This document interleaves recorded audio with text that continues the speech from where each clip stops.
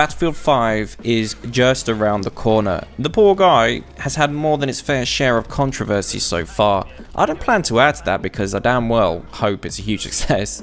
Otherwise, think about it, I mean, what is this very channel going to be about?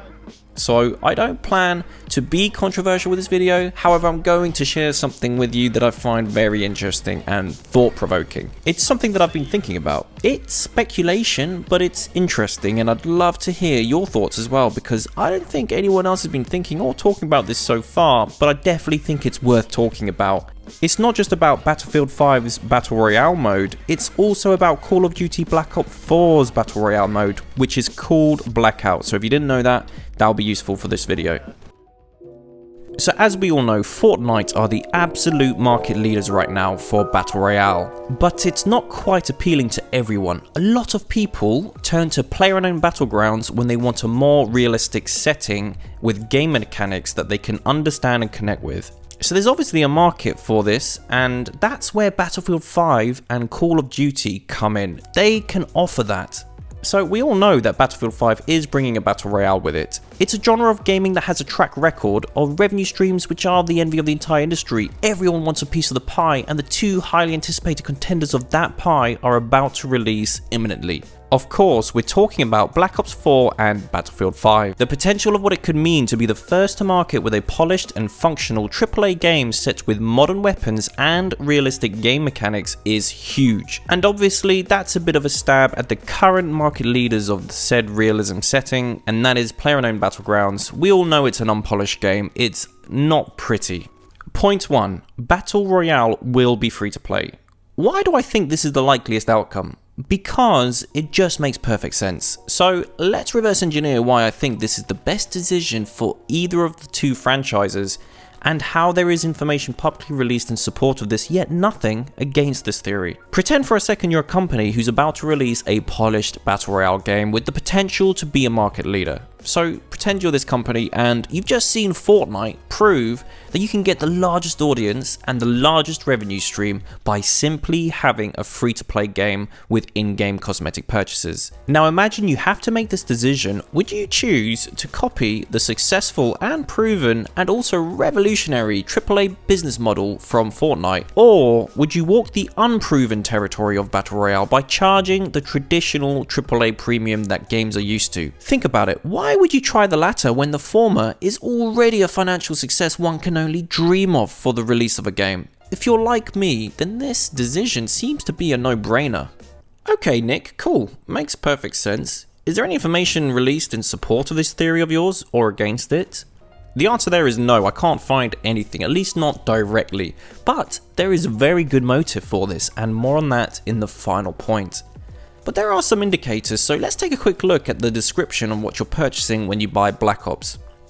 Looking at this text here, it says, featuring gritty, grounded, fluid multiplayer combat, the biggest zombies offering ever with 3 full undead adventures at launch. At launch. And then afterwards it says, and Blackout, which suggests Blackout isn't at launch, and therefore implicitly could suggest that what you're purchasing with Black Ops 4 is not necessarily Blackout.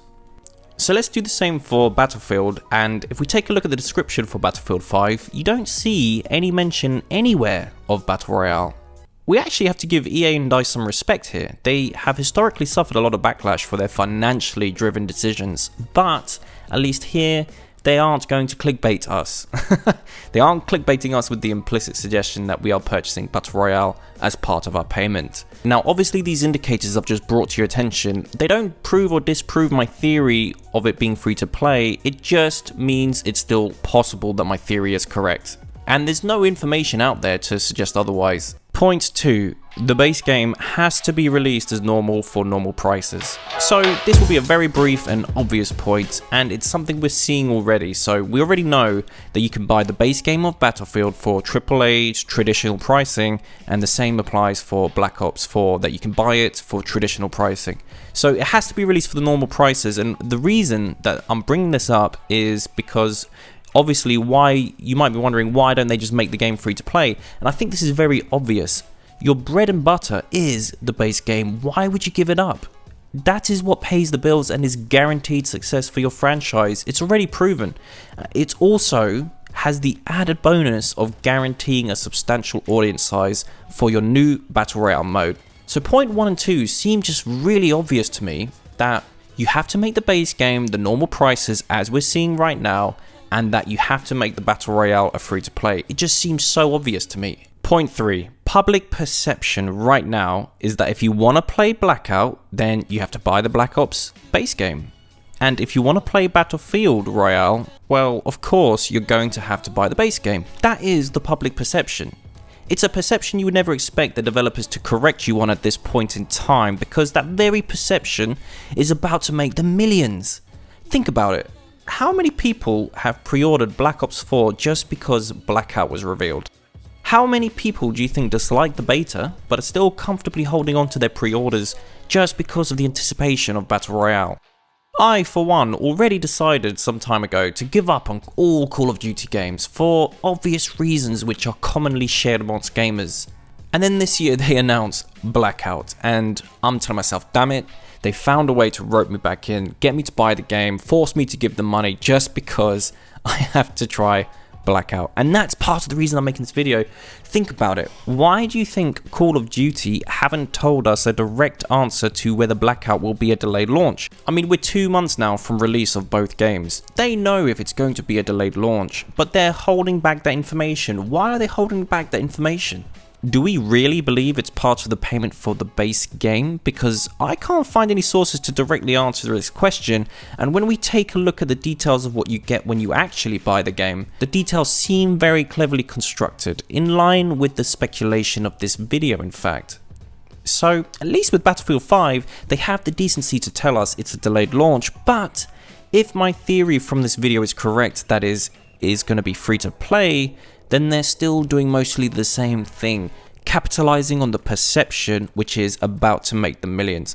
I'm already a Battlefield fan myself, and I would have bought the base game alone, so I can't relate to this, but how many of you who aren't Battlefield fans have decided they would have to buy the game just to try and play Battle Royale from Battlefield? So just imagine Battlefield and Black Ops have been released, but not their Battle Royale counterparts. And imagine you're looking for a game to buy and you figure, well, I'm going to buy the game anyway to play Battle Royale, so I may as well buy this game. How many times is that thought process going to happen? You can imagine quite a few times. And imagine it gets to Christmas and you're buying games for people and people are asking for the base games because they're desperate to try these Battle Royale games. So imagine if they delayed the launch until after Christmas. Man, that could make them a killing.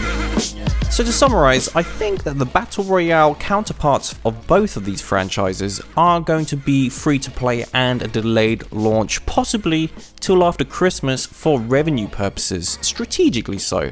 But anyway, that guys is enough speculation from me. What do you guys think? I'd love to hear from you guys. Do you think my theory is flawed, or does this all just make sense to you? Let me know in the comments. By the way, if you did enjoy this video, smash a like button, let me know, and I will make more videos like this in the future, because it's not an exact science. I'm not sure if this type of video will work.